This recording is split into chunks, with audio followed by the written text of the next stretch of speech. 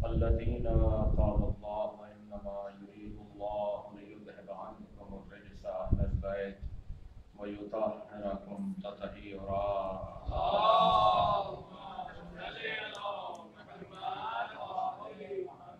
ولعنة الله على أعدائهم أجمعين من يوم عداوتهم إلى قيام يوم الدين. أما بعد، قال الحكيم في قرآن الكريم: بسم الله الرحمن الرحيم. ثم لتسألن يومئذ عن النعيم. صلوات.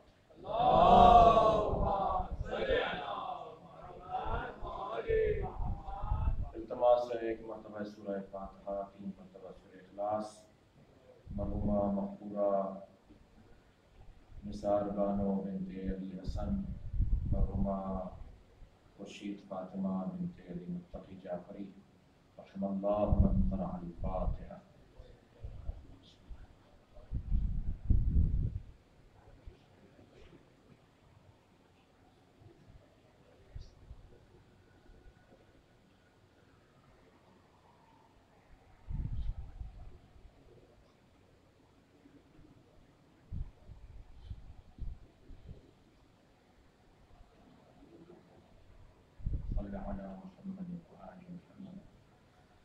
سورہ مبارکہ التکاثر کی 8ویں آیت. پروردگار عالم کا احسان عظیم ہے کہ اس نے ہمیں مخلوقات میں اشرف اور اعلیٰ مخلوقات کا عنوان عطا کیا.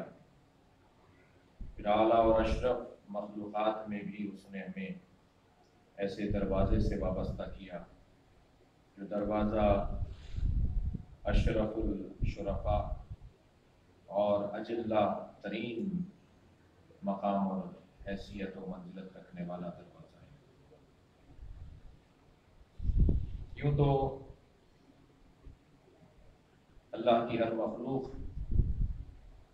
اس کی بارگاہ میں سجدہ ریز، عبادت گزار اور منعم کا شکریہ کرنے والی نظر آتی ہے. کوئی مخلوق ایسی نہیں ہے اللہ کی جو اللہ کی عبادت نہ کرتی. البتہ ہر مخلوق کی عبادت کا طریقہ اس کی فطرت کے مطابق ہے، اور اللہ نے ہمیں بھی فطرت پہ ہی خلق کیا. اگر ہم بھی فطرت پر ہی باقی رہیں تو کبھی بھی اس کے دروازے سے دور نہیں ہوں گے.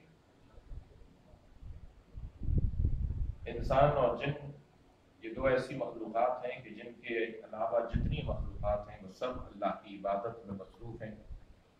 یہ دو مخلوقات با اختیار ہونے کی وجہ سے کبھی کبھی سرتابی، سرپیچی اور بغاوت اور اناد کا شکار ہو جاتی ہے.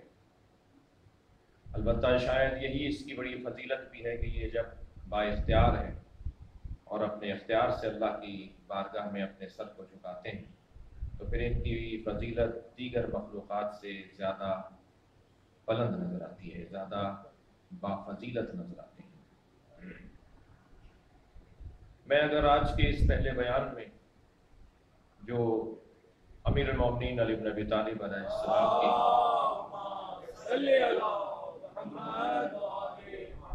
ایام شہادت کی مناسبت سے منعقد کی جا رہی ہیں، یوں کہوں کہ اللہ نے ہم سب کو مسئول قرار دیا ہے.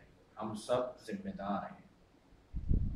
مسئول یعنی جس سے سوال کیا جائے، اور ذمہ دار ہی وہ ہوتا ہے کہ جس سے سوال کیا جاتا ہے. احادیث، روایات، مشاہدات اپنی جگہ، مگر عقل کا تقاضا بھی ہے کہ ہمیں کسی کو جواب دینا ہوگا اور ہم بھی کسی سے جواب طلب کر سکتے ہیں. ہم اس معاشرے میں ایک تعاون کے عنوان سے، ہم آہنگی کے عنوان سے، ایک دوسرے سے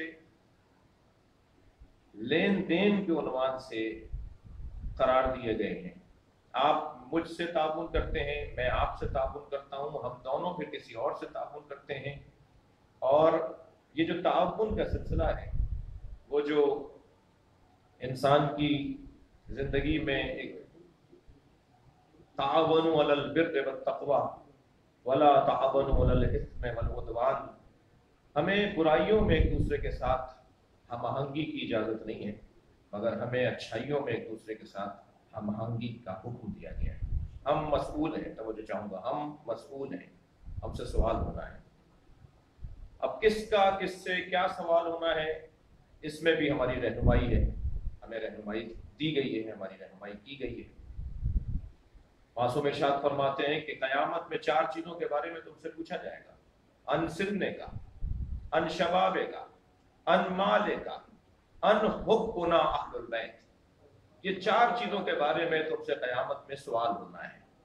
पूछा जाएगा तुमने अपना सिन्न साल कहाँ गुजारा, ये जवानी कहाँ गुजारी, ये सिन तुमने कहाँ गुजारा। अन शबाबे का, ये जवानी तुमने कहाँ गुजारी।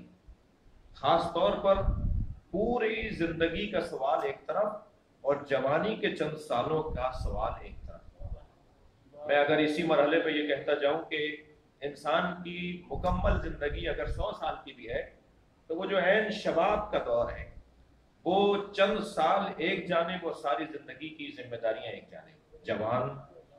जवान खुद नाम लफ्ज, ये जो लफ्ज है ना जवान, ये खुद पुकार के बता रहा है कि ये जिम्मेदार है। लफ्ज जवान, शबाब, शाब, ये लफ्ज पुकार कर बता रहा है कि ये जिम्मेदार है। आज ना तालीमी इदारे बगैर जवानों के चल सकते हैं, ना मुमलिकत बगैर जवानों के चल सकता है, ना जदीद उलूम में जो दौड़ है उसमें बगैर जवानों के उस दौड़ का कोई उन्वान बन सकता है। वो दौड़ ही मुनक़िद नहीं होगी जब तक कि जवान ना हो। लिहाजा अच्छा ये भी तय कर लिया जाए कि जवानी दीवानी नहीं है, जज्बातियत के गलबे को जवानी नहीं कहा जाता, बल्कि मारिफत की महकूमियत को जवानी कहा जाता है। जब इंसान की जवानी पर उसकी मारिफत हाकिम हो जाए तो फिर जवान फिर ऐसा बनकर नजर आता है कि ला फता इल्ला अली, कोई जवान ही नहीं है तारीख बशरियत में सिवाय अली के, ला फता इल्ला अली। और फिर जब ऐसे जवान के हाथ में असलहा आ जाएगा तो फिर ला सैफ इल्ला ज़ुल्फ़िकार। इसलिए कि अगर जवानी की तवानाइयाँ बगैर मारिफत के इस्तेमाल में आए, जुमला हदिया कर रहा हूँ इंतहाई मोहतरम सुनने और देखने वालों के लिए, कि जवानी की तवानाइयाँ अगर बगैर मारिफत के इस्तेमाल में आए तो वो दहशत गर्दी बन जाती है, वो खिदमत समाज नहीं होता। अगर पैसा बगैर मारिफत के इस्तेमाल किया जाए तो वो फजूल खर्ची होगी, सखावत नहीं होगी। बाजू की ताकत बगैर मारिफत के इस्तेमाल किया जाए तो अज़ीज़ान गिरामी फसाद जरूर होगा, इस्लाह माशरा नहीं होगा। और अगर इल्म बगैर मारिफत के इस्तेमाल किया जाए तो फसाद का जरिया बनेगा, शहरों की आबादी का जरिया नहीं बनेगा। अब हमसे सवाल होना है भाई, हमारी सलाहियतों का सवाल होना है, हमारी तवानाइयों का सवाल होना है, हमसे पूछा जाना है। पहले तो ये तय कर लें कि हमसे पूछा जाएगा, इसी दुनिया में पूछा जाएगा या नहीं। इस दुनिया की पूछकछ को तो शायद हम इस दुनिया की रंगीनियों में रंग दें। दिक्कत चाहूंगा, हमसे कोई पूछ रहा है इसी दुनिया में तो हम इस दुनिया के तकाज़ों के मुताबिक उस पूछकछ को किसी और मरहले में दाखिल कर दें और हमने उसका जवाब सही न दिया हो तब भी हम गुजारा कर लें। लेकिन नहीं, एक ऐसी जगह भी है कि जहां पर तुम गलत सवाल देने गलत जवाब देने नहीं पाओगे। देखना चाहूंगा, तुम एक ऐसे मैदान में ले जाके खड़े कर दिए जाओगे, तुम्हें ले जाके खड़ा किया जाएगा कि जिस मैदान में जाकर तुम गलत जवाब दे नहीं पाओगे। इसलिए कि जैसे ही तुम गलत जवाब देना चाहोगे तो तुम्हारा हाथ पुकार के कहेगा झूठ बोल रहा है, तुम्हारा कान पुकार के कहेगा कि ये झूठ बोल रहा है, तुम्हारे पैर पुकार के कहेंगे ये झूठ बोल रहा है, और खुद वो जबान पुकार के कहेगी कि ये झूठ बोला जा रहा है, मुझसे जो कहा जा रहा है वो हकीकत नहीं है। लिहाजा एक ऐसी जमीन भी है, एक ऐसा माहौल भी होगा और एक ऐसी जगह होगी कि जहां सवाल होना है, पूछा जाना है। सवालात तो यकीनन निस्फ़ इल्म हुआ करते हैं। उस सवाल के बारे में हदीस मुबारका से इस्तिफादा है, सवाल निस्फ़ुल इल्म, خود سوال کرنے والا جب سوال کرتا ہے تو اس کا سوال پکار کے بتا رہا ہوتا ہے کہ یہ کتنا جاننے والا ہے. بعض اوقات تو آدھا جواب خود سوال کے اندر ہوتا ہے. لہذا ہر شخص اس قابل بھی نہیں ہے کہ وہ سوال کر سکے. سوال کرنے کی بھی ایک قابلیت ہے. اور پھر سوال دو طرح سے کیے جاتے ہیں. میں نے آپ کے سامنے جو آیت پڑھی ہے اس میں سوال سے متعلق گفتگو ہے، اس لیے میں اپنے تمہیدی بیان سے گزر رہا ہوں. ثم لتسألن یومئذ عن النعیم، یہ آیت میں نے آپ کے سامنے تلاوت کی ہے. پھر اس دن ان سے بالضرور پوچھا جائے گا نعمت عظمیٰ کے بارے میں. تو پوچھ گچھ تو ہونی ہے، سوال تو ہونا ہے. اب بعض اوقات سوال ہوتا ہے کسی کو شرمندہ کرنے کے لیے، جو انتہائی مذموم ہے، انتہائی نامناسب ہے. ایسا شخص جو کسی کو شرمندہ کرنے کے لیے، کسی کو پریشان کرنے کے لیے، کسی کے کی حیثیت کو مورد سوال بنانے کے لیے جب کوئی سوال کرتا ہے تو ایسے شخص کے لیے اسے گناہ کبیرہ میں قرار دیا گیا. اس لیے کہ کسی بھی انسان کی توہین روا نہیں ہے، اور اگر وہ انسان مومن ہو تو اس مومن کی تکلیف، مومن کا دل دکھانا کعبۃ اللہ کو گرانے کے مترادف ہے. یعنی کسی مومن کو پریشان کرنے والا ایسا ہے جیسے اللہ کے گھر کو وہ ڈھا رہا ہو، گرا رہا ہو. تو سوال اس لیے نہیں کیا جائے گا کہ کسی کو شرمندہ کیا جائے، اس کے چہرے کا رنگ پھیکا پڑ جائے، وہ پریشان ہو جائے اور وہ ہلکا ہو جائے، وہ کسی معاشرے کے اندر اور کسی جگہ پر وہ مثلاً منہ دکھانے کے قابل نہیں رہے. نہیں، معصوم فرماتے ہیں سل تفقہن، سوال کرو سمجھنے کے لیے. ہمیشہ سوال ہونا چاہیے سمجھنے کے لیے. یہ میری اور آپ کی بات ہو رہی ہے. ہم جب کسی سے سوال کریں تو سمجھنے کے لیے سوال کریں، مگر جب اللہ ہم سے سوال کرے گا تو اللہ ہم سے سمجھنے کے لیے سوال نہیں کرے گا، شاید ہمیں سمجھانے کے لیے سوال کرے گا کہ تم کس جگہ کھڑے ہو، تمہاری حیثیت کیا ہے، تم نے کیا کیا ہے. یہ ہمیں توجہ دلانے کے لیے سوال کیا جائے گا. عزیزان گرامی، باب سوال و جواب میں چاہ رہا ہوں کہ کچھ دیر تک اور رکوں. ہر ایک سے سوال بھی نہ کریں، قابلیت اور اہلیت دیکھ کر بات ہونی چاہیے. کم سے کم مجھے اتنا پتہ ہونا چاہیے کہ میں جس سے سوال کر رہا ہوں وہ اس سوال کا جواب دینے کے قابل بھی ہے یا نہیں، ورنہ میرا سوال بھی ضائع جائے گا اور مقابل کو شرمندہ کر کے ایک گناہ میں بھی مبتلا ہو جاؤں گا. ہر ایک کو استاد بھی نہیں بنایا جا سکتا، ہر ایک استاد ہوتا بھی نہیں ہے. میں تو یوں کہہ دوں کہ آج معاشرے میں جس چیز کا فقدان ہے وہ استاد ہی تو ہے. جو ناپید نظر آ رہے ہیں، جو مفقود نظر آ رہے ہیں، جو ڈھونڈنے سے نہیں مل رہے، وہ معاشرے میں استاد ہی تو ہیں. سلیبس کو مکمل کروانے والا، نصاب کو مکمل کر دینے والا، پیپر لینے والا، بہرحال ان کا بھی مقام ہے. میں بے ادبی کی ہرگز اس ممبر سے تعلیم نہیں دوں گا، لیکن استاد تعلیم دینے والے کو ہی نہیں کہتے، بلکہ استاد اسے کہتے ہیں جو تعلیم کے ساتھ تربیت بھی دیتا. جس معاشرے میں تعلیم کا تو دوڑ اور مقابلہ شدید نظر آئے اور تربیت کا فقدان نظر آئے، تو پھر وہاں بہرحال ہوں گے، مگر استاد کا عنوان ڈھونڈنے سے ملے گا، اور ہمیں جو اہل دل ہیں وہ استاد کو ڈھونڈ رہے ہوتے ہیں. سوال کس سے کرنا ہے کہ جو اہل، ہم جس گھر سے وابستہ ہے. میں تو بعض اوقات کہتا ہوں، تکرار کر رہا ہوں، اور اس بات کی تکرار پہ مجھے لطف آتا ہے کہ ہم جس دروازے سے وابستہ ہیں نا، جتنا اللہ کا شکر ادا کریں کم ہے کہ سالم ترین شخصیات سے جڑے ہوئے ہم لوگ ہیں. ہم پر یہ سوال تو ہوگا کہ تمہیں اتنی بڑی نعمت دے دی گئی تھی، تمہیں ایسے جگہ پر لے جا کے بٹھا دیا گیا تھا، تم نے کتنا استفادہ کیا ان سے.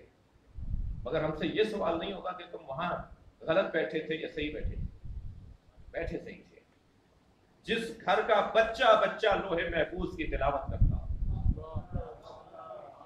जिस घर की कनीज 20 साल तक कुरान से बात करती हो, जो सैयदा ज़हरा सलामुल्लाह अलैहा की अगर शागिर्द हो, कनीज हो, और वो 1-2 साल नहीं, जिसकी जिंदगी में 20 साल का दौरानिया गुजरे कि जब भी बात करे तो कुरान की आयत पढ़कर बात करे, ये घराना 3 साल का सन्नो साल है इमाम हसन मुज्तबा अलैहिस्सलाम का।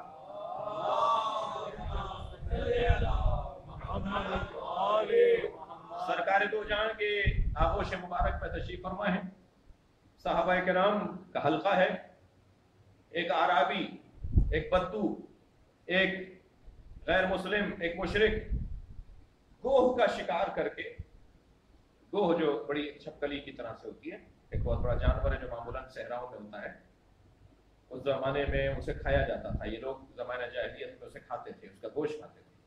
उसका शिकार करके वो मरी हुई गोश्त की दुम पकड़कर हाथ में उठाए सरकार के सामने आके खड़ा हो गया और कहने लगा, है अब्दुल्ला के बेटे, तुमने ऐलान नबूवत किया है, दलील नबूवत क्या है तुम्हारे पास? हजरत ने फरमाया, तेरे लिए 2 दलीलें मेरे पास हैं। कहा क्या दलील है? कहा एक तो ये मेरा बच्चा जो मेरी गोद में बैठा है, यही दलील नबूवत है, और दूसरा तेरी हाथ में जो गो है ये पुकार के बताएगी कि मैं कौन हूं।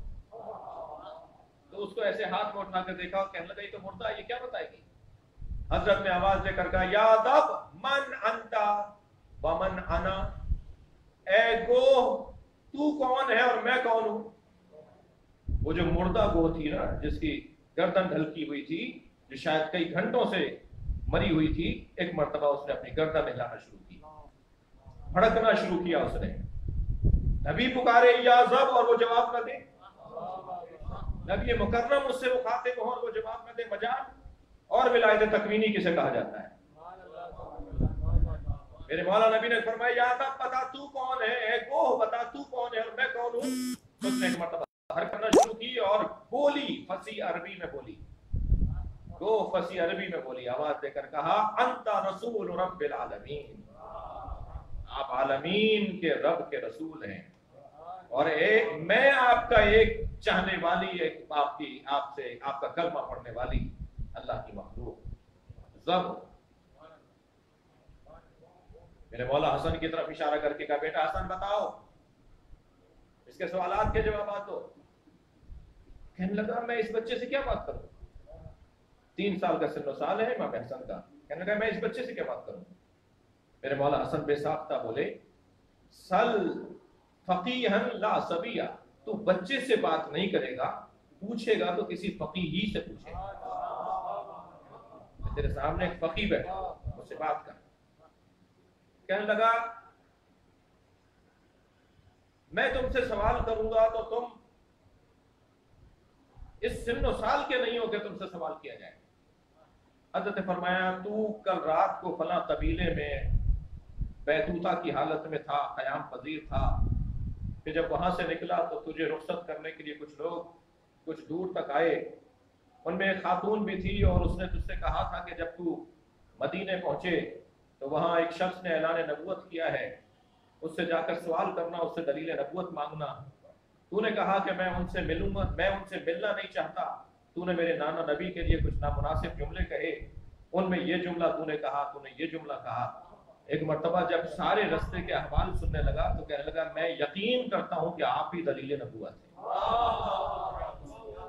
और फिर इमाम हसन मुज्तबा ने उसके कुछ सवालात के जवाब दिए, और कुछ सवालात के बाद जब वो कहने लगा कि मैं सवाल करने से थकता नहीं हूं और आप जवाब देने से थक नहीं रहे, तो हजरत का बड़ा हसीन जुमला मौला इमाम हसन का, 3 साल का सन्नो साल है, इमाम हसन मुज्तबा फरमाते हैं, अना बहरुल इल्म, मैं इल्म का समंदर हूं, अल्लज़ी ला तक़सिमुहु तवाली, एक ऐसा समंदर इल्म हो जिसे डोलों से खाली नहीं किया जा सकता। सलवात पढ़ेंगे मोहम्मद वाला।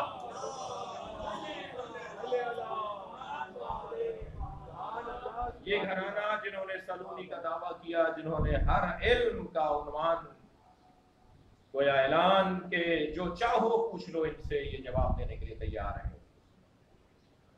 देखिए कुरान मजीद की एक आयत में किताब मकनून का जिक्र है, और किताब मकनून की सिफत यह है कि ला यमस्सुहु इल्लल मुतहहरून, کتاب مکنون وہ ہے کہ جسے سوائے صاحبان طہارت کے کوئی مس نہیں کر سکتا.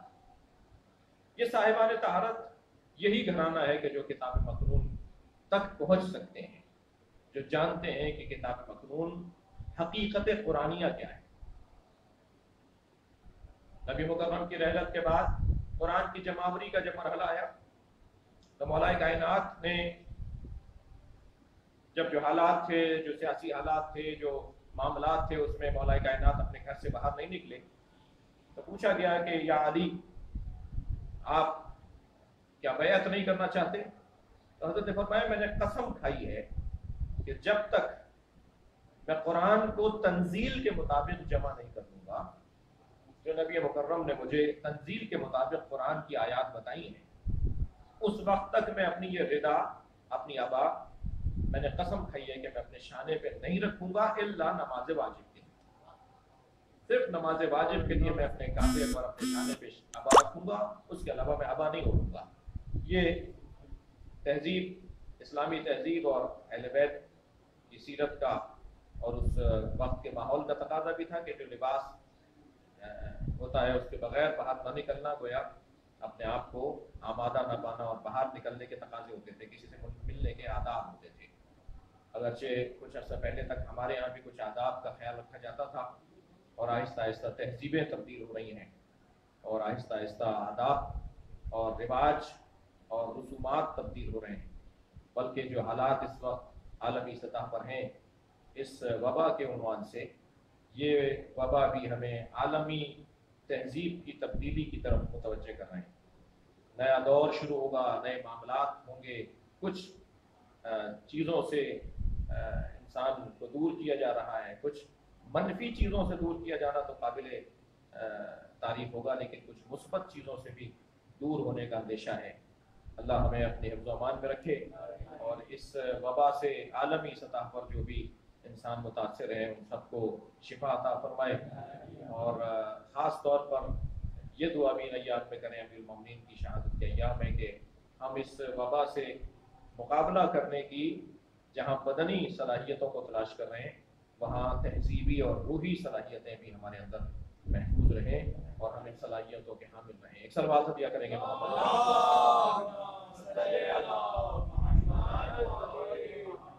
تو سوال ہونا ہے، اور سوال کس سے ہونا چاہیے، سوال پوچھنے کے کیا آداب و تہذیب ہیں، اور سوال پوچھنے کا رواج جو ہمارے معاشرے میں کم ہے اسے بھی پڑھانے کی ضرورت ہے. بہرحال ہم سب مسئول ہیں، ہم سب ذمہ دار ہیں، اور جب مسئول اور ذمہ دار ہیں تو پھر ہم سے پوچھا بھی جائے گا اور ہمیں جواب بھی دینا پڑے گا.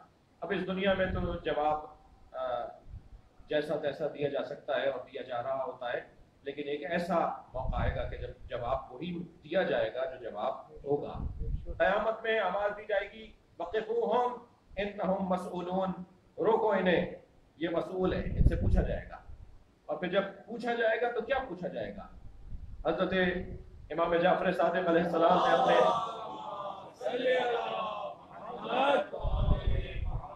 ایک شاگرد کو بلا کر سوال کیا کہ ہم نے سنا ہے کہ تم نے اس آیت کی تفسیر یہ کی ہے کہ قیامت میں اللہ پوچھے گا کہ میں نے تمہیں رزق دیا، میں نے تمہیں سالم ہوا دی، میں نے تمہیں پانی دیا، میں نے تمہیں زندگی دی، یہ سب کچھ پوچھا جائے گا؟ کہنے لگا جی ہاں، میں نے اس آیت سے یہی سمجھایا. حضرت نے فرمایا یہاں نعیم کا لفظ ہے، یہاں اللہ نعمت عظمیٰ کے بارے میں بات کر رہا ہے. یہاں ایک بہت بڑی نعمت ہے جس کے بارے میں سوال ہو رہا ہے، اور کریم کے لیے یہ روا ہی نہیں ہے کہ وہ اپنے دسترخوان پہ بیٹھے ہوئے لوگوں کو کھانا کھلا کر یہ کہے کہ میں نے تمہیں کتنا کیا کھلا دیا ہے. کریم کی کرامت کا تقاضا یہ ہے کہ وہ مادی چیزوں کا سوال نہیں کرے گا. تو ایک ایسی عظیم نعمت ہے جو تمام نعمتوں پر حاکم ہے. فرمایا حبنا اہل البیت، صلوات پڑھیں گے محمد. ہم اہل بیت کی محبت ہے جس کا قیامت میں سوال کیا جائے گا. یہ نعمت عظمیٰ، نعیم، حب اہل بیت کو کہا جاتا ہے. اور عزیزان گرامی، جب یہ طے ہے کہ قیامت میں ہم سے سوال ہونا ہے نعمت عظمیٰ کا، تو پھر اس نعمت عظمیٰ کے باب میں تیاری بھی اتنی ہی ہونی چاہیے کہ سوال کا جواب بھی انسان اچھا دے پائے. मौलाए कायनात के फ़ज़ाइल के बयान का सबब क्या है? क्या ज़रूरत है कि हम अली के फ़ज़ाइल बयान करें? क्यों मौलाए कायनात के फ़ज़ाइल का बयान लाजिम है? क्यों हर मजलिस में अली का जिक्र होना चाहिए? क्यों हर जगह उन पहलुओं को रोशनास कराने की ज़रूरत है कि जो पहलू नहुफ्ता हैं, खुफ्ता हैं और जिन पहलुओं की तरफ तवज्जो नहीं है? मैं फिर अपने सवाल को दोहरा रहा हूँ कि मौला अली के फ़ज़ाइल के बयान की इल्लत क्या है? बयान फ़ज़ाइल अली इब्न अबी तालिब की इल्लत क्या है? सबसे पहली इल्लत अज़ीज़ान गिरामी वो ये है कि जब मौला का जिक्र होता है, देखिए मारिफत की कमी इश्क की कमी का सबब हुआ करती है। मारिफ इल्म के बाद मारिफत, मारिफत के बाद मोहब्बत शदीद और मोहब्बत शदीद के बाद इश्क, यानी इश्क मोहब्बत शदीद से भी एक दर्जा आगे का मरहला है। मोहब्बत के लिए कहा गया है कि युमा व युसिम, जब कोई किसी से मोहब्बत करता है तो वो अंधा और बहरा हो जाता है। मोहब्बत इंसान को अंधा बहरा कर देती है, उसे सिवाय महबूब के कोई नजर नहीं आता, बाकी चीजों से अंधा हो जाता है। उसे सिवाय महबूब के कोई सुनाई नहीं देता, बाकी चीजों से वो बहरा हो जाता है। ये तो मोहब्बत है। और मोहब्बत जब शदीद हो जाए, दिक्कत चाहूंगा, जब मोहब्बत शदीद हो जाए तो फिर ये इश्क कहलाती है। अमीर मोमिनीन से इश्क की मंजिल तक पहुंचना है। अली शायद बादस खुदा और नबी वाहिद जात है। सलवात पढ़े मोहम्मद।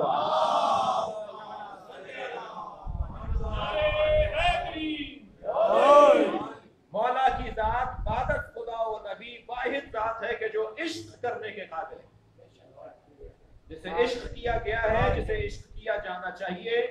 इसलिए कि आशिक जब किसी का आशिक हो जाता है तो माशूक और आशिक की जात दो नहीं रहती बल्कि एक हो जाती है। मैं और लफ्ज बेहतर करूं कि सिफत और मौसूफ दो चीजें होती हैं, लेकिन कभी कभी मौसूफ सिफत हो जाती है और सिफत मौसूफ हो जाता है। यानी अगर कहा जाए कि ज़ैदुन आदिलुन, ज़ैद आदिल है जी, तो ये गोया ज़ैद ही अदल है और अदल ही ज़ैद है। अब ये अदल की सिफत अगर ज़ैद की सिफत ज़ात बन जाए तो फिर उसे ज़ैदुन आदिल कहा जाएगा। ज़ैदुन अदलुन, ज़ैद खुद अदल है, ज़ैद खुद इल्म है। मौला फरमा रहे हैं हम अहले बैत को अगर पहचानना है तो हम अहले बैत को पहचानने का एक जरिया यह है कि अहले बैत यानी इल्म, इल्म यानी अहले बैत। इनका मुस्कुराना भी इल्म है, इनका किसी से खफा होना भी इल्म है, इनका गले लगाना भी इल्म है, इनका नफरत करना भी इल्म है। ये किसी को अलैहिस्सलाम कह दे तो वो सलमान हो जाए, ये किसी को लानतुल्लाह अलैह कह दे तो वो दोज़खी हो जाए। यानी ये अब उन्वान करार देंगे, ये बताएंगे कि कौन किस दर्जे का इंसान है। मौला अली से इश्क, अली से इश्क। दिक्कत चाहूंगा ज़ियाने ग्रामी, मारिफत मारिफत से पहले इल्म, इल्म के बाद मारिफत, मारिफत के बाद हुब्ब शदीद, हुब्ब शदीद के बाद इश्क। इश्क अगर अली से माशरे में कम है, मुमकिन है कोई कहे मौलाना कहाँ कम है, कौन कम मानता है, कौन है जो, कौन सा मुसलमान होगा जो अली से इश्क नहीं करता होगा? नहीं, इश्क बहुत मुश्किल चीज है। मैं नहीं समझता कि ये दावा हमें करना चाहिए। इश्क अली का दावा अगर कोई करे तो उसे मालिक अशकर कहते हैं या सलमान फारसी कहते हैं। बहुत मुश्किल है, बहुत मुश्किल है। जो एक मुंह तारे मुंह के बराबर भी, एक बाल बराबर भी अली से इन्हिराफ न करे, वो है आशिक अली। एक अजीब हदीस है जिसकी तरफ इशारा कर रहा हूं। सरकार दो जहां ने 4 सहाबा के नाम लिए कि जिनकी मोहब्बत करने का मुझे हुक्म दिया गया है कि मैं उनसे मोहब्बत करूं। उनमें उन्होंने हजरत अम्मार यासिर रज़ी अल्लाह ताला अन्हु का नाम नहीं लिया। صحابی نے کہا یا رسول اللہ فل عمار، عمار کا آپ نے نام نہیں لیا. حضرت نے فرمایا جازا جیزتن فرجع الیہ، عمار نے ایک دن ایک لمحے کے لیے علی پہ شک کرنا ہے اور پھر پلٹ آئے گا، اس لیے میں نے اس کا نام نہیں لیا. یعنی اگر کوئی علی کے وجود پر ایک لمحہ بھی شک کرے تو وہ اس درجے پر نہیں ہے جس درجے پر وہ ہے جو کبھی شک نہ کرتا. یہ ہے وہ عشق کی کیفیت کہ جن میں حضرت سلمان فارسی کا نام ہے. یہ بڑی حسین معرفت کی بات ہے جس میں اس وقت آپ کو اپنے ساتھ رکھے ہوں. عشق علی کی کمی اگر معاشرے میں ہے تو وہ معرفت کی کمی کی وجہ سے ہے. اور کیسے ممکن ہے؟ میں ابھی اس وقت جو شخصیات تشریف فرما ہیں اور جو دیکھ رہے ہیں ہمیں پوری دنیا میں ان میں نہ جانے کون کون بیٹھا ہمیں سن رہا ہو اور کون کون ہمیں دیکھ رہا ہو. میں بے ادبی تو ویسے ہی نہیں کر سکتا، بے ادبی نہ ہو جائے، لیکن عزیزان گرامی عشق علی کا عنوان بہت مشکل ہے. واقعا عشق علی کا عنوان تو اس وقت قرار دیا جا سکتا ہے جب عاشق و معشوق دو نہ رہیں. علی کو پکارے تو وہ آ جائیں، انہیں پکارے تو صلوات پڑھیں گے محمد والے.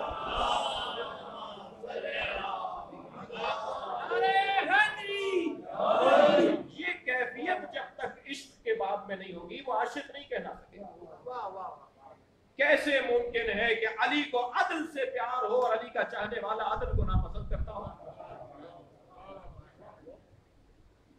کیسے ممکن ہے کہ علی بن ابی طالب کا وجود ہی علم ہو اور علی کا چاہنے والا علم سے دور ہو؟ عشق تو نہیں ہے.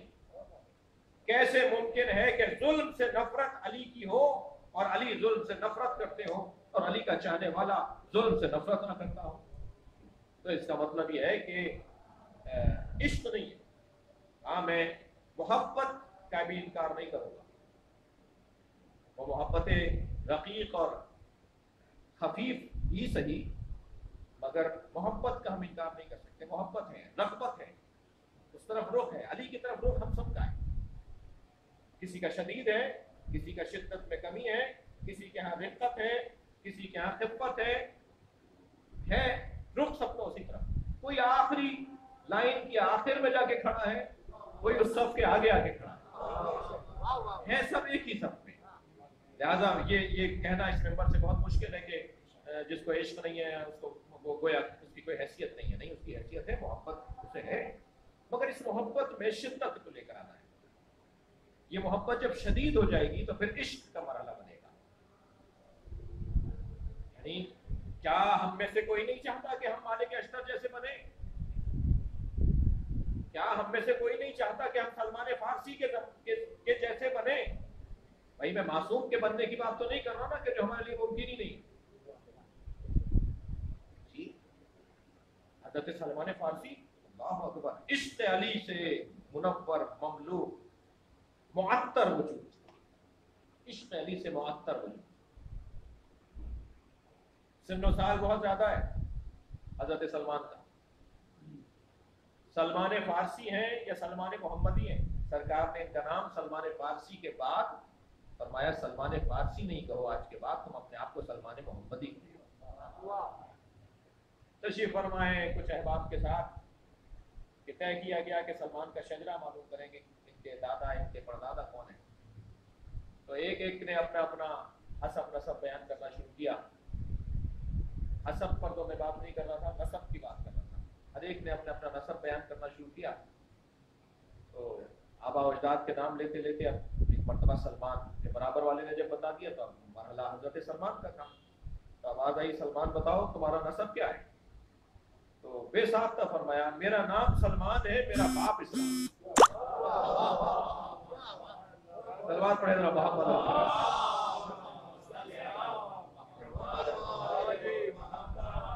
اور اپنے اسلام کے اعلان سے پہلے دیکھیں یہ حضرت سلمان فارسی ہوں، یہ ہستیاں، یہ مقامات رکھنے والی شخصیات، یہ پیدائشی اور آبائی اعتبار سے یہ موحد لوگ ہوا کرتے تھے. ان کا مقام بہت بلند ہے. حضرت سلمان فارسی کے لیے تو बाब भी ज़रा मुख्तलिफ हैं। मैं अभी अर्ज करने जा रहा हूँ आपकी खिदमत में कि मासूम का जनाजा सिवाय मासूम के कोई गुस्ल कफन नहीं दे सकता। मासूम का गुस्ल कफन मासूम ही को देना होता है, चाहे वो मौजज़े से पहुंचना पड़े। 14 मासूमीन के बाद, 14 मासूमीन के बाद अगर सहाबा किराम में कोई सहाबी है तो वो सलमान ही है कि जिनको गुस्ल कफन देने के लिए मौजज़े से अली पहुंचे।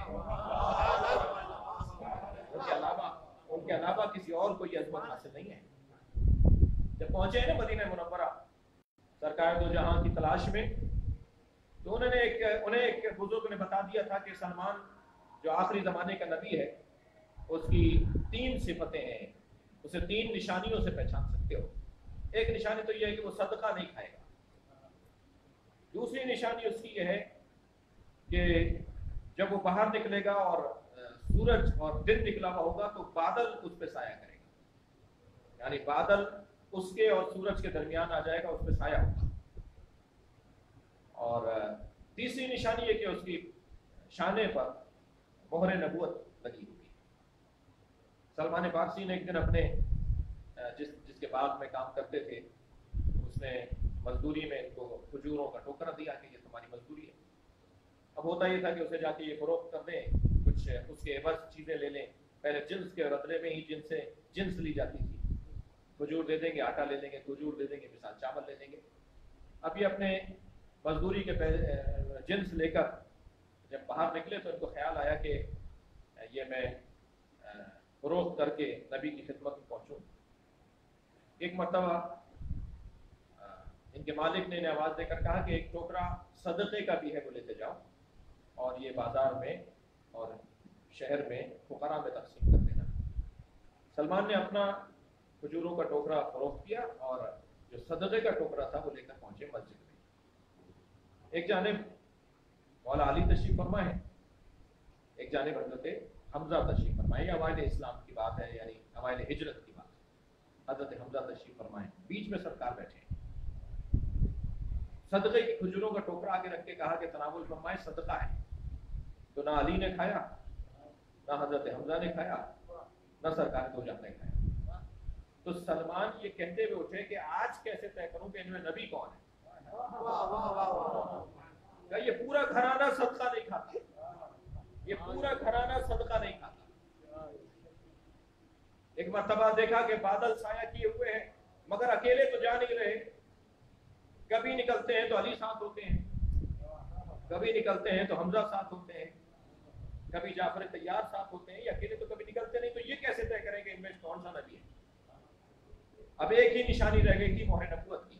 तो एक सहाबी का जनाजा था, सरकार जनाजे में शामिल थे और बार बार अपनी कमली को सीधा कर रहे थे और आपका शाना बार बार कमली से खाली हो रहा था। और सलमान चाहते थे किसी तरह मोहर नबूवत को देख लें।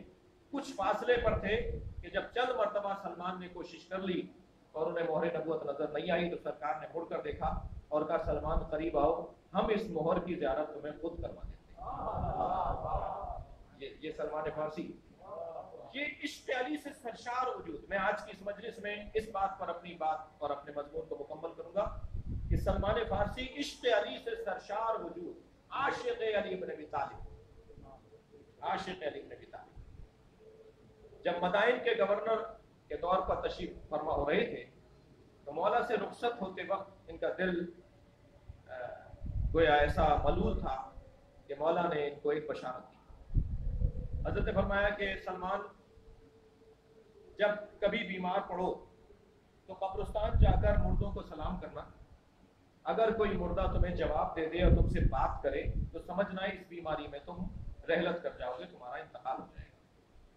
और सलमान अपने साथियों से कह देना कि अगर मेरा इंतकाल हो जाए तो मुझे गुस्ल कफन न दिया जाए बल्कि अली का इंतजार किया जाए। मैं खुद तुम्हें गुस्ल कफन देने के लिए मदाइन पहुंचूंगा, मैं अपने हाथों से तुम्हें कब्र के हवाले करूंगा। मदाइन में सलमान कई साल रहे और कई मरतबा बीमार हुए, मगर हर मरतबा बीमार होने पर फौरन कब्रिस्तान चले जाते। 300 साल से ज्यादा की उम्र, 300 साल से ज्यादा की उम्र थी हजरत सलमान, 3 सदियों से ज्यादा उम्र थी हजरत सलमान। चले जाते थे कब्रिस्तान और जाकर مردوں سے بات کرتے، جواب نہیں آتا تھا تو کہتے تھے کہ نہیں یہ اس بیماری میں ٹھیک ہو جاؤں گا۔ اس کیفیت کو بھی اہل دقت سے میں توجہ چاہوں گا سامعین ناظرین حاضرین سے کہ یہ جو کیفیت ہے نا یہ علم بلایا و منایا کا علم ہے۔ علم بلایا و منایا کیا ہے؟ علم بلایا، بلائیں آنے والی ہیں، آئندہ کیا ہوگا، کیسے لوگ مریں گے، کون کس طرح سے مرے گا، یہ علم غیب کی ایک قسم ہے۔ اچھا پھر کوئی الجھن نہ ہو جائے، علم غیب جب ہم کہتے ہیں نا کہ یہ علم غیب کیا عنوان ہے یا علم غیب کی قسم ہے، سرکار کو علم غیب تھا، مولا علی کو علم غیب تھا یا نہیں، علم غیب اللہ کے علاوہ کسی اور کو ہو سکتا ہے یا نہیں، یہ بہت زیادہ الجھن کی بات نہیں ہے، بہت سیدھی سادی سامنے کی بات ہے۔ علم ذاتی طور پر اللہ کی صفت ہے اور اللہ کے علاوہ ہر ایک کو اللہ نے عطا کیا ہے، تو چیز وہ اللہ کی ہے۔ الغیب للہ، غیب اللہ کے لیے مگر وہ جسے چاہے عطا کر دے۔ القدرت للہ، مگر وہ جسے چاہے قدرت عطا کر دے۔ الحیات للہ، زندگی اللہ ہی کے لیے، حی قیوم تو صرف اللہ ہی ہے مگر جسے چاہے وہ زندگی عطا کر دے۔ یہ ذاتاً اللہ کی چیزیں ہیں، اللہ کی صفات ہیں، مگر اللہ ارتضا اور مرتضی بندوں کو عطا کرتا ہے۔ وہ جو ارتضا اور مرتضی اور مصطفیٰ بندے ہیں انہیں اللہ عطا کرتا ہے۔ ایک جگہ حضرت علی نے جب 27 مشکل ترین سوالات کے جوابات دے دیے تو پوچھنے والے نے سوال کیا کہ کیا آپ کے پاس علم غیب ہے؟ مولا نہج البلاغہ کا فرمان ہے، نہج البلاغہ میں موجود فرمان ہے، حضرت فرمایا نہیں میں عالم غیب نہیں ہوں، صاحب غیب سے استفادہ کرتا ہوں۔ تو یہ جو بتایا گیا حضرت سلمان فارسی کو کہ تمہاری موت جب قریب ہوگی، جس بیماری میں تمہاری رحلت ہوگی اس وقت تمہیں مردے جواب دیں گے، تمہارے مردے تم سے باتیں کریں گے، تم قبرستان جاؤ گے، تمہیں جنازوں سے جواب آئے گا، مردوں سے جواب آئے گا، تم گفتگو کرو گے ان سے، تو سمجھ لینا کہ تمہارے رحلت قریب ہے۔ سلمان کئی مرتبہ اس مرحلے سے گزرے مگر مطمئن رہے اس لیے کہ مردے بات نہیں کر رہے کہ اس بیماری میں تو مجھے جانا نہیں ہے۔ آخر ایک ایسی بیماری بھی کہ جس کے آنے پر سلمان قبرستان پہنچے اور جب انہوں نے سلام کیا تو قبروں سے جواب آنا شروع ہوا۔ ایک روایت میں یہ بھی ہے کہ سلمان نے ایک صاحب قبر سے بڑی طویل گفتگو بھی کی اور پھر واپس آ کر اپنے احباب سے کہا کہ میں انہی دنوں میں اسی بیماری میں اس دنیا سے رخصت ہو جاؤں گا، تو خبردار میرے جنازے کو غسل و کفن نہ دینا اور انتظار کرنا، میرے مولا علی مجھے غسل و کفن دینے کے لیے آئیں گے، اپنے ہاتھوں سے مجھے دفنائیں گے۔ اور ایسے ہی ہوا، سلمان فارسی کا انتقال ہو گیا۔ سلمان کے جنازے پر اہل مدائن منتظر ہیں کہ علی کب آتے ہیں۔ ابھی کچھ دیر گزری ہے، کچھ ساعتیں گزری ہیں کہ مولا کائنات کی آمد ہوئی، حضرت حجاز سے پہنچے ہیں وہاں کے جہاں سلمان کا جنازہ رکھا تھا، اپنے ہاتھ سے غسل و کفن دیا اور غسل و کفن دینے کے بعد سلمان کے کفن پہ 4 مصرے لکھے۔ وہ مولا کائنات کے 4 مصرے جو سلمان فارسی کے کفن پہ مولا نے لکھے ہیں وہ میں انتہائی محترم اور مبارک سامعین حاضرین کو سنانا چاہوں گا۔ اپنے ہاتھ سے علی مولا نے کفن پہ 4 مصرے لکھے ہیں، یہ گویا علی کے ہی شعر ہیں کیونکہ ہمارے سامنے تو مولا کے ذریعے سے وہ پہنچے ہیں۔ فرماتے ہیں وفدت علی الکریم بغیر زاد، وفدت علی الکریم بغیر زاد من الحسنات والقلب السلیم، میں آیا ہوں کریم کی بارگاہ میں زاد راہ لیے بغیر، وفد تو حاضر ہوا ہوں علی الکریم بغیر زاد من الحسنات والقلب السلیم، میں کریم کی بارگاہ میں زاد راہ لیے بغیر، رستے کا کھانا لیے بغیر، میں اپنے رستے کا سامان لیے بغیر آ گیا ہوں کریم کی بارگاہ میں، ہاتھ خالی آ گیا ہوں کریم کی بارگاہ میں، دامن خالی ہے، ہاتھ خالی ہے، میرے پاس کچھ بھی نہیں ہے اور کریم کی بارگاہ میں زاد راہ کے بغیر آیا ہوں۔ وَحَمْلُ الزَّادِ اَقْبَحُ كُلُّ شَيْءٍ، ہاں حمل زاد راہ کو لے کر جانا، روٹیاں اپنے ساتھ کسی کے دسترخوان پر لے جا کر بیٹھنا، کسی کریم کے دسترخوان پر اپنے گھر سے روٹیاں لے جا کر بیٹھ کر کھانا، حمل الزاد اقبح كل شيء اذا كان الوفود على الكريم، اگر آنے والے کریم کے دسترخوان پر آ رہے ہوں تو یہ کریم کی توہین ہے کہ روٹیاں اپنے گھر سے لے کر آئیں. ہم خالی ہاتھ یا اللہ تیری بارگاہ میں آئے ہیں اور اس لیے خالی ہاتھ آئے ہیں, کچھ بھی نہیں لے کر آئے. ہماری نمازیں ہم نہیں لائے, ہمارے روزے رکھ لیے تھے مگر اس قابل نہیں ہے کہ یہاں رکھے جائیں. ہم نے بڑے کام کیے مگر وہ تیری بارگاہ میں حاضری کے لیے پیش کرنے کے لیے اس قابل نہیں ہے کہ ہم پیش کریں. ہم کریم کے دسترخوان پہ تو خالی ہاتھ ہی آنا تھا نا ہمیں. کریم کے دسترخوان پہ تو ہم اپنے گھر سے روٹیاں تو نہیں لے کر آئے تھے, ہم خالی ہاتھ ہی آتے نا اس بارگاہ میں. اور اگر ہم روٹیاں گھر سے لے آتے تو یہ کریم کی توہین ہوتی. اور فرمایا سلمان جب تم اس عالم میں قدم رکھو تو میرا سلام فاطمہ زہرا کو کہہ دینا, میرا سلام فاطمہ زہرا کو کہہ دینا. عزیزان گرامی, اللہ اکبر. اگرچہ فضائل کے باب میں کچھ دیر اور چاہوں گا کہ آپ کو اپنے ساتھ رکھوں. ایک سبب تو مولا علی سے عشق کی کمی, مولا علی کی معرفت کی کمی کی وجہ سے. کیا کریں کہ علی سے عشق بڑھے, میرا عشق بڑھے, آپ کا عشق بڑھے. کیا کریں کہ علی کا عشق بڑھے. علی کا عشق بڑھے گا ہی جب علی کی معرفت بڑھے گی, اور علی کی معرفت بڑھے گی جب علی سے متعلق, مولا سے متعلق علم بڑھے گا. میں جب مولا کائنات سے متعلق گفتگو کروں گا, ان سے متعلق احادیث, آیات کی تفسیر, واقعات, معجزات, ان کی عظمت کا بیان, ان کی رفعت اور بلندی کا بیان, جب یہ علم کی صورت میں نشر ہوگا, بیان ہوگا, تو پھر علی کی معرفت بڑھے گی. اور جب علی کی معرفت بڑھے گی تو علی سے عشق بڑھے گا. تو ہمیں کیونکہ عشق علی تک معاشرے کو لے جانا ہے. ایک سبب تو فضائل علی کے بیان کا یہ ہے. دوسرا سبب محترم سننے والوں, مولا کے فضائل کے بیان کا یہ دور امام مہدی اجل اللہ تعالیٰ فرجہ شریف کا دور ہے. اور ہم امام مہدی کے تاریخ سے ناشنا ہیں. 5 سال کے سن و سال میں 255 ہجری میں آپ غیبت صغریٰ میں تشریف فرما ہوئے, اور 5 سال کے بعد آپ 70 سال کے بعد آپ غیبت کبریٰ میں تشریف فرما ہیں, اور 10 صدیاں گزر چکی ہیں, بلکہ کہوں کہ 1100 ساڑھے 1100 سال گزر چکے ہیں.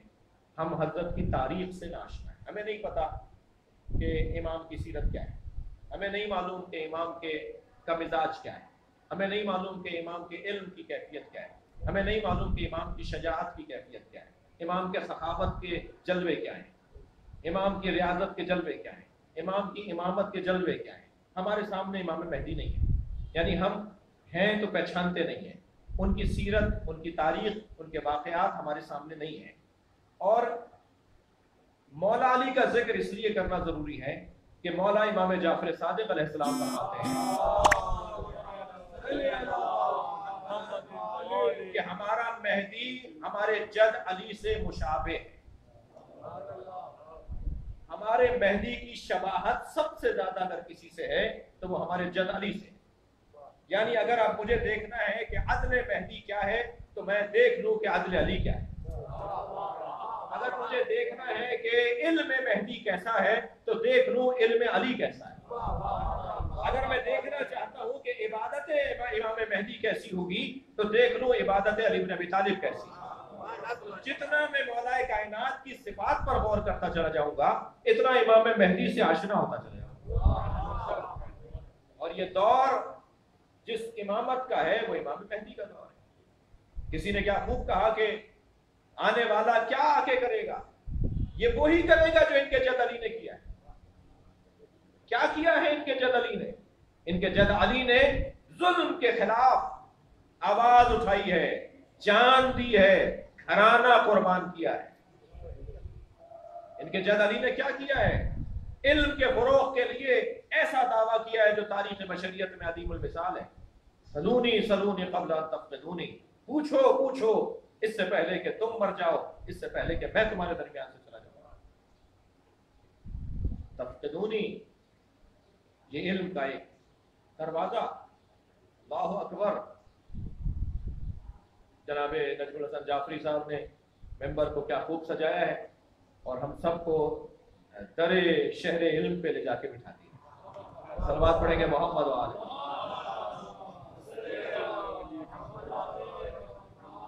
ये जिसने दावे सलूनी किया हो वो तो दूसरा सबब इमाम की बयान फजाइल और इमाम की अजमत के बयान का दूसरा सबब ये है। तीसरा सबब भी सुन लीजिए, और तीसरा सबब ये है कि आज मैं और आप बड़े आराम से, बड़ी आसानी से, हमारे रसाने यहाँ मौजूद हैं, हमारे टीवी चैनल्स यहाँ मौजूद हैं, पूरी दुनिया में इस मजलिस को दिखाएंगे। आप SOP और आलमी कायदे कवानीन के मुताबिक घरों में मजालिस को सुन रहे हैं, और यहाँ वही अफराद बैठे हैं कि जो फासलों को और उन कायदे कवानीन पर अमल कर सकते हैं, और उस पर अमल हो रहा है अल्हम्दुलिल्लाह।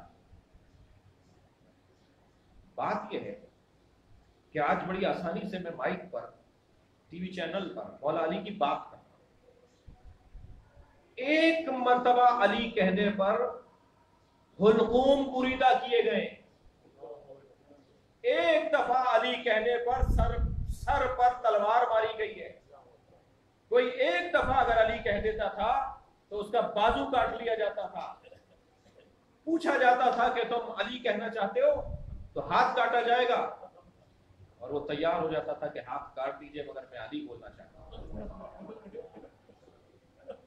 ये जो मौला का जिक्र फजाइल, बयान अजमत मौला कायनात, एक दफा अली कहने पर, एक बहुत बड़ा नाम है, मैं किसी उलझन से बचने के लिए नाम नहीं ले रहा। वो हमेशा जब भी नबी मुकर्रम की हदीस सुनाते थे तो कहते थे क़ाल रसूलुल्लाह।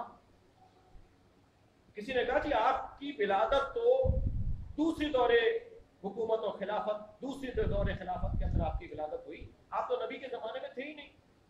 आप जब भी हदीस सरकार की बयान फरमाते हैं तो कहते हैं कि क़ाल रसूलुल्लाह, तो आपके और रसूलुल्लाह के दरमियान तो एक या कम से कम दो या कम से कम एक वास्ता तो बहुत जरूरी है, क्योंकि आपने तो सरकार को देखा नहीं, आप डायरेक्ट नबी से कैसे कौल को नकल कर सकते हैं। तो कहने लगे जो जो बात मैंने अली से सुनी है मुझे यकीन है ये नबी ने कही। पूछने वाले ने कहा फिर आप अली का नाम क्यों नहीं लेते, आप कहने लगे ये बात मैंने अली से सुनी है। कहने लगे मुझे जान अली से बहुत मुश्किल दौर, और जरा पहले 3 दौरों से और चौथे और 5वें दौर से जरा आगे आप पढ़े तो 80 साल तक का तो दौर ऐसा था। और आज तक, क्या आज हमें ये जलवे नजर नहीं आ रहे होते बाद इलाकों में? मौला का नाम लेना एक जुर्म शुमार होता था, सबको शत्म होता था मिंबरों से। अली बिन अबी तालिब की मनक़सद बयान करने की कोशिश नहीं, एहतमाम और इंतजाम होता था। महफिलें सजाई जाती थी कि अली के खिलाफ कोई बात हो। ऐसे ऐसे नामवर लोगों को मार दिया गया। ये जो आज हमारे पास किताबों की सूरत में अज़मत मौला कायनात पहुंची है, फजाइल का बाब पहुंचा है, फजाइल पहुंचे हैं, ये कैसे पहुंचे हैं? कभी इस पे भी तो गौर किया जाए। इसी हिंदुस्तान में लखनऊ में हजरत आयतुल्लाह अल उज़्मा मीर हामिद हुसैन लखनवी साहिब अबकातुल अनवार, उनका अजीब जुमला मैंने पढ़ा। एक किताब लिखी गई थी 300 सफ़ों की, उसका जवाब देने के लिए 40 जिल्दों में किताब लिख दिया। और मौला की अजमत की किताब, मौला के फजाइल पर मुश्तमिल किताब, उसमें एक जगह बड़ा गोया अपना मर्सिया पढ़ते हुए लिखते हैं कि मैंने इस किताब को लिखने के लिए, मैंने बयान फजाइल अली के लिए, मैंने दिफाए विलायत अली के लिए हर कसो नाकस से जाकर सवाल किया, हर अपने और गैर से जाकर मैंने किताब मांगी। मैं ऐसी ऐसी जगह गया कि जहां जाना मेरे लिए कभी काबिल तसव्वुर नहीं था कि मैं वहां जाकर किताब मांग कर आऊं और उस किताब से अली की फजीलत का एक बाब करार दूं। मैंने विलायत अली के दिफा के लिए ये किताब लिखी है। अल्लामा अब्दुल हुसैन अमीनी साहिब अल्लाहु अकबर अल-गदीर, साहिब अल-गदीर कई महीनों तक किताब खाने में बंद होकर रहे और कसम खा ली कि उस वक्त तक बाहर नहीं निकलूंगा जब तक कि सिर्फ हदीस गदीर पर किताब नहीं लिखूंगा। और 10 जल्दों में किताब लिखी है सिर्फ हदीस गदीर पर। 2 जल्दें तो सिर्फ उन शुआरा के ऊपर हैं कि जिन्होंने मैदान गदीर में खड़े होकर मौला अली की मौलाइयत का ऐलान सुनकर मौला की शान में कसीदा कहा। जब मौला नबी ने ऐलान विलायत अली किया, मन कुन तो मौला फहादा अली मौला, तो 2 जल्दें तो सिर्फ उन सहाबा किराम के कसीदे हैं जिन्होंने मैदान गदीर में अली की शान में कसीदे गए। फिर इस हदीस के रावियों के ऊपर बहस है, फिर इस रिवायत, इस हदीस की इस्तखराज पर बहस है। लोगों ने मुसाफतें तय की हैं। शेख सदूक अलैहिर्रहमान तवील मुसाफतें तय करके नेशापुर पहुंचे एक हदीस लेने के लिए कि वो हदीस कहीं जिसने जिन रावियों ने, जिन 100 आदमियों ने, जिन 200 आदमियों ने इमाम रिजा से सुनी है, वो कहीं उनकी रहलत ना हो जाए, उनका इंतकाल ना हो जाए, वो भूल नहीं जाए। उस शहर में रहे हैं, एक हदीस लेने के लिए तुम्हारे शहर में इमाम रिजा आए थे, क्या फरमा के गए? 200 आदमियों से उसकी रिवायत की है, उन आदमियों को रावी के तौर पर लिया है और उस हदीस की सनद को तैयार किया है। ये ऐसे ही नहीं पहुंचा है अब तक। जब ये मुश्किल से पहुंचा है, जब ये जिक्र अली का मुश्किल से पहुंचा है, तो फिर इस जिक्र की जिला और बका के लिए मुझे और आपको भी एहतमाम करने की जरूरत है। और उन एहतमामात में से एक तरीका एहतमाम का ये है कि हालात कैसे ही हों, जमाना चाहे कैसी ही करवटें ले, मगर हर जमाने में उन हालात के मुताबिक ये जिक्र बाकी रहेगा और हम अपने दिलो दिमाग को अली के जिक्र से हमेशा मुअत्तर रखेंगे। हमारी महफिलें, हमारी मजलिसें, हमारे अज़ाखाने, और अल्लाह से दुआ भी कीजिए कि अल्लाह इस वबा से हमें जल्द से जल्द निजात अता फरमाए। फरमाया, बेटा हसन, आज कौन सा रोजा है? इमाम हसन ने फरमाया, बाबा आज 17वां रोजा है। इमाम हुसैन की तरफ देखकर फरमाया, बेटा हुसैन, ईद में कितने दिन रह गए? इमाम हुसैन ने फरमाया, बाबा 13 दिन बाकी रह गए। एक आह भर के फरमाया, हाँ, ईद तो वो मनाएगा जो 21 रमजान के बाद जिंदा रहेगा। बाजार से गुजर रहे मेरे मौला, एक शख्स को देखा, एक सहाबी को देखा जो पंसारी की दुकान से खिजाब खरीद रहा है। पूछा, तुमने क्या खरीदा है? कहा, मैंने अपनी दाढ़ी को रंगीन करने के लिए, मेरी दाढ़ी सफेद हो गई है, इसे रंगीन करने के लिए खिजाब लिया है। हजरत ने अपनी दाढ़ी पर हाथ रखते हुए फरमाया, हाँ, कुछ तो हैं जो दाढ़ी को रंगीन करने के लिए खिजाब खरीद रहे हैं, और कोई है जिसकी दाढ़ी उसके सर के खून से रंगीन होती है। ये इशारे हैं जो मौला मुसलसल इस महीने में देते आ रहे हैं। 47 हिजरी का माह मुबारक रमज़ान, अली इब्न अबी तालिब की ज़ाहिरी हयात का आखिरी रमज़ान, और इस रमज़ान में हर रोज़ कभी यतीम बच्चों को दूध पहुँचाने जाते हैं, कभी फ़कीरों के साथ बैठकर खाना खाते हैं। कुछ फ़कीर तो ऐसे हैं जिनके पास रोज़ाना अली दिलदारी के लिए जाते हैं, जिनका कोई नहीं है, जिनका कोई सहारा नहीं। और जब फ़कीरों के महल्ले में जाते हैं और वो अली इब्न अबी तालिब से कहते हैं, हमारे साथ इफ्तार कर लीजिए, हमारे साथ कुछ खा लीजिए, तो अपनी रोटी खोलकर, अपना रुमाल खोलकर उसमें से रोटी निकालकर उन फ़कीरों के साथ बैठकर खाना खाते हैं। एक मरतबा एक फ़कीर ने कहा कि मौला, इसमें से खा लीजिए, हमारा खाना भी खा लीजिए। फरमाया, सदका हम पर हराम है, मैं तुम्हारे साथ इसलिए बैठता हूँ ताकि तुम्हें एहसास हो कि इस माशरे में और फ़कीर भी हैं। अल्लाह हमें अपना फ़कीर करार दे, और फिर वहाँ बैठकर अल्लाह की बारगाह में उन फ़कीरों को एतमाद देना कि तुम अल्लाह की बारगाह में अपने आप को ले जाया करो, तुमसे अमीर, तुमसे ज़्यादा अमीर कोई नहीं है। कभी कभी कभी कहीं और, कभी किसी और मौके पर तफसील से बयान हो कि मौला ने फ़कीरों को कितना एतमाद अता किया है, नादारों को कितना हौसला दिया है, तो ही दस्तों को अली इब्न अबी तालिब ने कितना बुलंद किया है। गरीब हो जाओ मगर हाथ अपने जैसों के आगे न फैलाओ, फकीर हो जाओ मगर अपने जैसों के आगे हाथ न फैलाओ। ये अली इब्न अबी तालिब की जिंदगी का एक हसीन बाब है। नादारों के साथ तो अली ऐसे रहते हैं कि जैसे उन्हें एक फकीर का तो एक रिवायत का हिस्सा है, वो फकीर कहता है जब अली हमारे साथ आके बैठते हैं तो हमारा दिल करता है हम सारी जिंदगी फकीर रहे, इसलिए कि अली हमारे साथ आके बैठ रहे हैं। मेरे मौला इस महीने में इशारों में रहनुमाई फरमा रहे हैं कि मैं अब इस दुनिया में नहीं रहूंगा।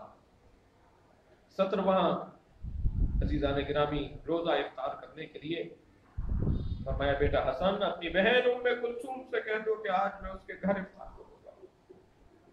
अज़ादारों, बहुत सुना है आपने कि बेटियों को बाप से मोहब्बत होती है, बाप भी बेटियों की तरफ बहुत राग़िब होते हैं।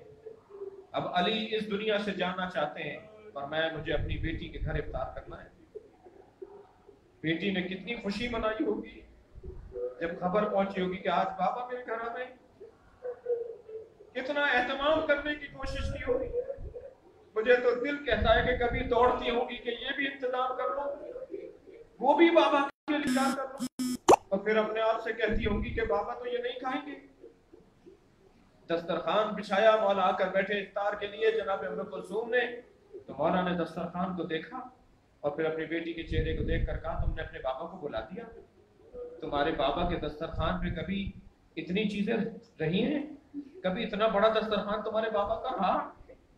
क्या रखा था दस्तरखान पे? मैं सुनने देखने और बैठने वालों से सवाल कर रहा हूँ, कितने खाने रखे हुए थे दस्तरखान पर? एक कासे में दूध, एक ज़र्फ में नमक, एक चौकी रोटी। अली के दस्तरखान पर ये 3 चीजें तो रखी थी। फरमाने लगे कभी इतनी चीजें तुम्हारे बाबा के दस्तरखान पे थी? मेरी बीबी ने चाहा कि बढ़ के नमक उठा दे बाबा रोटी से और दूध से इफ्तार कर लें। फरमाया नहीं उम्मे कुलसूम दूध उठा लो। अल्लाह, इस कूफे में बहुत यतीम बच्चे हैं जिन्हें पीने का दूध नहीं है। मेरे मौला ने जौ की रोटी से और नमक से इफ्तार किया। सारी रात अली इब्न अबी तालिब हर रात की तरह इबादत में मसरूफ रहे। बीबी फरमाती है हर कुछ देर के बाद मुसल्ला इबादत से उठते थे और सहने खाना में आके आसमान पर कुछ ढूंढते थे, तलाश करते थे, जैसे आसमान पर कोई चीज तलाश कर रहे हो, और फिर वापस हुजरे में आ जाते थे, फिर मुसल्ले पे इबादत करते थे, फिर सहने खाना में आके आसमान को देखते थे। बीबी फरमाने लगी मुझसे रहा नहीं गया, मैं करीब जाके खड़ी हो गई कि मैं सुनूं बाबा क्या कह रहे हैं। तो बाबा आसमान को देखते हुए कह रहे थे हादिही लैलतुल लती क़द, यही वो रात है जिसका मुझसे वादा किया गया। मेरी जिंदगी में ये ऐसी रात है जिसका मुझसे वादा किया गया। बीबी कहती है कि मैं उस वक्त में मुशव्विश हुई, मैंने सोचा कि बाबा आखिर ऐसा क्यों कह रहे हैं, लेकिन कुछ देर के बाद फिर मुसल्ले से उठकर जब सहन में आए तो मेरे बाबा अली ने आसमान को देखते हुए एक कलमा पढ़ा, एक जुमला कहा, जिस जुमले ने मुझसे बर्दाश्त, जिसके बाद मुझसे बर्दाश्त नहीं हो पाया, और मैंने बेसाख्ता बाबा से सवाल कर लिया बाबा ये जुमला कैसा है, बाबा ये कलमा कैसा है? और वो जुमला क्या था? इन्ना लिल्लाह व इन्ना इलैहि राजिऊन। बाबा ये कलमा इस दर्जा आप क्यों पढ़ रहे हैं? बाबा ये तो किसी मुसीबत के मौके पर किसी जनाजे को देख के पढ़ा जाता है। फरमाया उम्मे कुलसूम ये जो दिन आने वाला है, ये जो सुबह आने वाली है, ये सुबह मुझे ज़रबत मारी जाएगी। आमादा हुए मौला, बहुत आपने क्रिया कर लिया, मजलिस मुकम्मल हो जाए, 2 जुमले और सुन लीजिए मौला। आमादा हुए, अबा अपने दोष पर ली, अमामा अपने सर पर लिया, आमादा होकर बीबी उम्मे कुलसूम के घर के हुजरे से बाहर निकले। जैसे इस सहन में पहुंचे ना मेरे मौला, तो एक मर्तबा मुर्गाबियां जो एक कोना लिए बैठी थी, बीबी के घर में पलने वाली मुर्गाबियां, बत्तखें जो एक कोना लिए बैठी थी, वो पर मारती हुई मौला के सामने आके खड़ी हो गई। मौला ने रास्ता बदला तो फिर उन्होंने मौला के सामने आके खुद को खड़ा किया और आगे खड़ी हो गई। मौला बैठ गए जमीन पर, उनके सर पे हाथ रख के फरमाया उम्मे कुलसूम ये मेरा नौहा पढ़ रही है, ये मेरा नौहा पढ़ रही है, अगर इन्हें संभाल सको तो रखना, वरना इन्हें आजाद कर देना। घर से निकल रहे थे तो जंजीरे दर ने कमर में लिपट के रोक लिया। तो बहुत बीबी को देखकर ताज्जुब से फरमाया उम्मे कुलसूम तुम्हारी तो दीवारें भी नौहा पढ़ रही है, तुम्हारा तो पूरा घर मेरे ऊपर गिरिया कर रहा है। तो बीबी ने फरमाया बाबा आज भाई हसन से कहिए वो नमाज पढ़ा दें। तो इमाम ने ताज्जुब से देखा और फरमाया तुम मुझे रोक रही हो उस लम्हे में पहुंचने के लिए जिसका मैं मुद्दतों से इंतजार कर रहा हूं। अज़ादारों बस मजलिस मुकम्मल हुई, مسجد کے محراب میں میرے مولا نے نماز جماعت کا آغاز کیا، پہلی رکعت کا پہلا سجدہ مکمل ہوا، دوسرے سجدے میں علی نے سر رکھا، ایک تلوار فضا میں بلند ہوئی جو 1000 درہم میں خریدی گئی تھی، جسے 1000 درہم کے زہر میں بجھایا گیا تھا، اور پھر وہ فرق اقدس سے علی پر آ کر لگی۔ تلوار کا لگنا تھا کہ ایک آواز فضا میں گونجی، الا قد تحررت ارکان الہدی، الا قد قتل امیر المومنین، علی ابن ابی طالب کو مار دیا، ارکان ہدایت کو گرا دیا، ستون ہدایت کو گرا دیا گیا۔ انا للہ و انا الیہ لعنت اللہ علی اعدائہم اجمعین۔ یا اللہ ہماری اس عبادت کو قبول فرما، ہمارے بولنے سننے بیٹھنے کو اپنی بارگاہ میں قبول فرما، مولا علی کو ہم سے راضی فرمایا۔ اس عزا خانے کی تمام شرکا شخصیات کو اپنے حفظ و امان میں قرار دے، جو لوگ سن رہے ہیں دیکھ رہے ہیں، اللہ جو جہاں سے بیٹھ کر مجلس میں شریک تھا اس کی دلی شرعی حاجات کو پورا فرما، امام زمانہ کے ظہور میں تعجیل فرما، مرحومہ نثار بانو اور مرحومہ خورشید فاطمہ کے سال ثواب کے لیے ایک سورہ فاتحہ تلاوت۔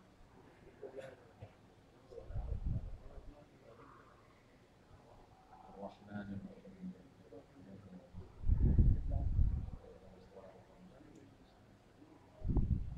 غیر مغضوب علیہم، بسم اللہ الرحمن الرحیم،